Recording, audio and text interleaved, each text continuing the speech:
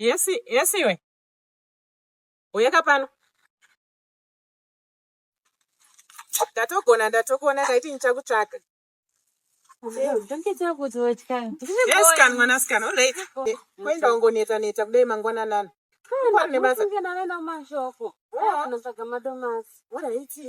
Varipo ere midem wako? Varipo. Nasa wanaenda basa. Nasa vanokuenda. Iwe vanashanda kupi kwa midem wako? Ndongoona vachingodaiso nemataxi. Nemaindrive vachingodaiso vanoshanda kupi midem wako? Havatauri nevanhu ka? Handizivi kuti unoshandepi. Handizivi zvawo. Alright, asi ko iwe unotambiriswa mari iwewe. Ndotambirisiwa mari wani. Aiwa ndautatambiriswa. Iwe unotambiriswa iri mari. Nekuti aiwa hausinyatsoratidza kuti mumwe mwana anotambira. Uzori vasikana vanotambira vanhu vanotambira muZimbabwe. Unoziva kuti uyu musikana anotambira nekutsvinda hameno zvaanenge ari so. Havanyasawo kunyanyisa kundipa havo yakati kutambira mari. Unongotambisirawo $100. 100? Tinoziva kuti mukore uno? Iwe